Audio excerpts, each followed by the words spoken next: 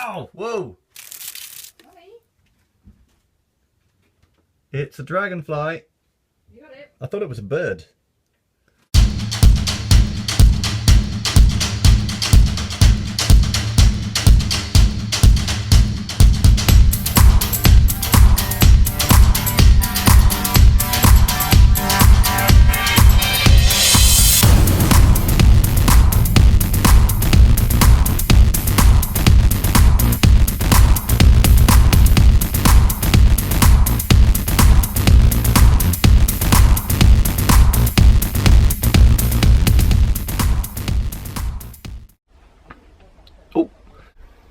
Woo. Boys, it's been hot today. Hottest day of the year, probably. Hello, Mylo here. This week mostly I have been varnishing boards. I put 2 new engine boards on the back of my boat. Out with the old. In with the new. Lovely, lovely, shiny, shiny. I've been painting the roof, scraping down all the rust spots, fur tanning it, then undercoating it, and then top coating it. It takes time, but it's best to paint or do anything when it's not the hottest day of the year. You really want to do it where there's a little bit of shade because you don't want your paint to dry out too quick. It's tough to beat the heat on a narrowboat. You are basically living inside a gigantic metal box. But there are 1 or 2 things you can do to beat the heat. Here are my top 10. Paint your roof of your boat a colour that is either a light grey or a cream or a white. That will reflect most of the heat back towards the sun. You can close the curtains on the sunny side of your boat and open the windows on the shady side of your boat. That helps a lot.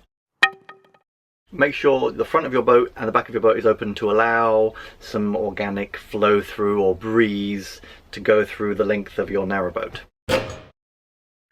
Or just buy a fan. You could buy a fan to move the air around. If you're finding it difficult to drink lots and lots and lots of water and you find that you're getting bloated, there are other ways to absorb water, mostly in vegetables. Eat cucumbers, eat celery, and eat tomatoes, and those are just 3 off the top of my head. Drink coconut water. Cold coconut water. May sound weird, but it's better than drinking water. And let's face it, you don't really want to drink bottled water in the heat because you're contributing to the whole corporations selling water that's free and available from the sky. I'll get off my soapbox. Get out of your boat. Sometimes it's hot inside your boat, but there might be a bit of a breeze outside. So, you know, sometimes get outside. If you're that way inclined, just throw yourself in the river. Don't do this if you live on a canal though, because there's lots of slimy, dirty water in there. The lakes are pretty clear and clean. A lot of the rivers are clear and clean. If you can see fish swimming about and freshwater mussels, then you're probably going to be safe. But don't swim too far away from your boat. Don't forget your animals. Make sure that if you have a dog, you keep wetting down their feet. Dogs don't really regulate the temperature the way humans do. They don't really have sweat glands. They regulate the temperature through their paws. So wet down their feet. You can also make large chunks of like ice cubes with maybe some vegetables in it, some big chopped pieces of vegetables like carrot or something like that. Freeze them in freezer bags in your freezer and then let your dog lick those and that will keep them cool as well. So don't forget your furry friends. Pets aside though, you could always just have a cold shower.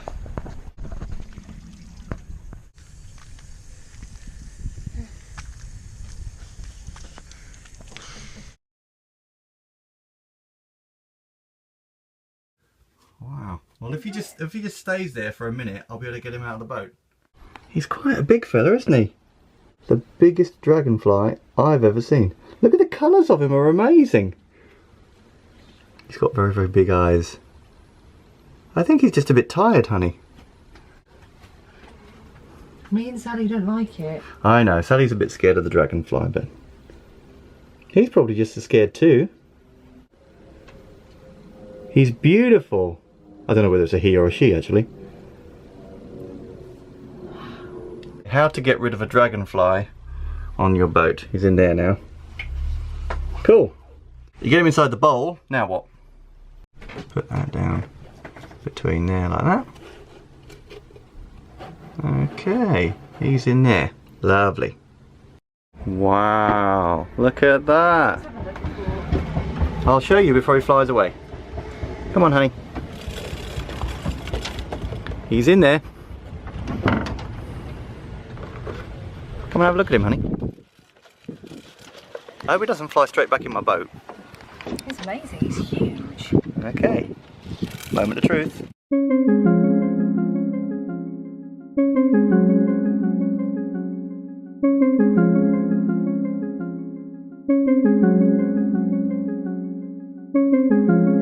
Whoa! Wow. Amazing.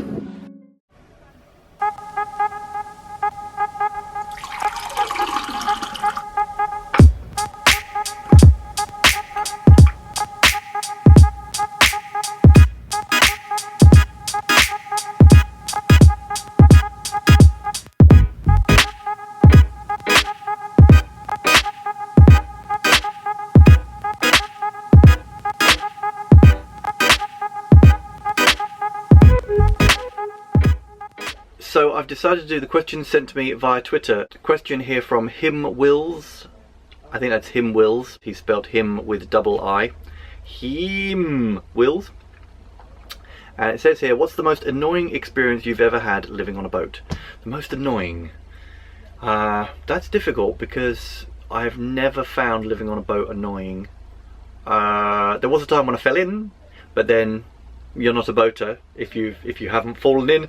Back when I had a much longer boat, 69 feet long, an old ex-hire boat, I was bringing it into London, I was bringing it down into Camden and making a sharp left at the Cumberland Basin, and I was on my own, and I misjudged the turning completely and my nose was going in the wrong direction, so I quickly picked up my long boat pole and ran to the other end of the boat and tried to push away with this long pole. I misjudged it, the pole went into the water and I went headfirst into a bush.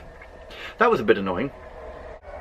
The difficult part, of course, was removing myself from the hedge and climbing over 2 fences in order to get back round to the other side of the canal, and then hoping that my boat would slowly swing over the other side towards me so that I could jump on it again.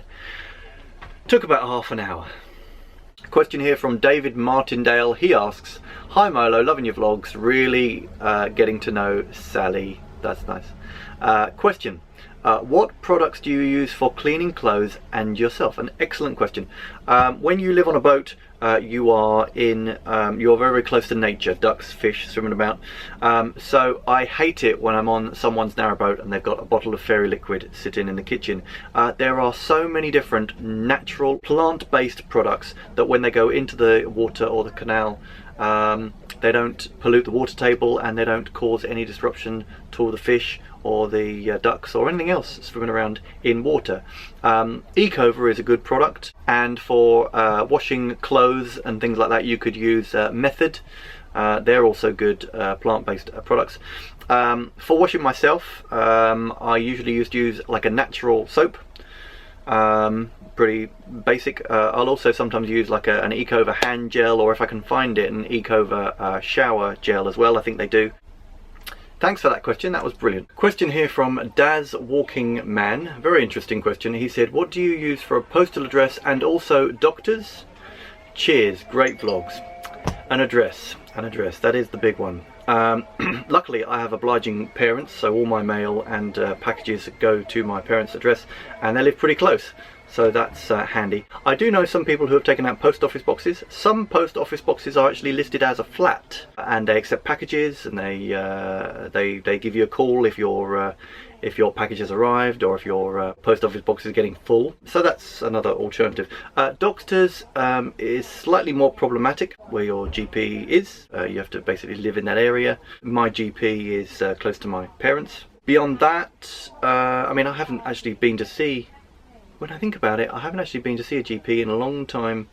That's probably because I try and keep myself as active as possible, as healthy as possible, and I just try and keep myself healthy with natural remedies. Because if you go to the GP, they'll usually say, what's wrong with you? Here's some antibiotics. What's wrong with you? Here's some antibiotics.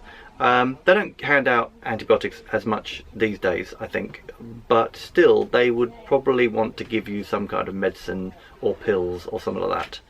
and then once they've got you, and I won't get on my soapbox about Big Pharma wanting to keep us all sick, I'll leave that for another time. But basically, yeah, just keep yourself fit and active and healthy.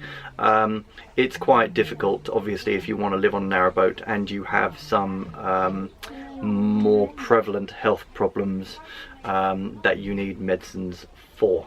But there are always different ways around the address doctor's problem, so just keep searching and you'll find something. Excellent question. A comment here from Arthur Roy, left on my last cat vlog, and it says here, great videos and content, Mylo, but I must say that Louie Louie is by the Kingsmen, not by the Kinks. I don't know who wrote it. I don't know whether, I know that I thought the Kinks made it famous. Maybe it's the Kingsmen who played it. I don't know which version I like listening to more.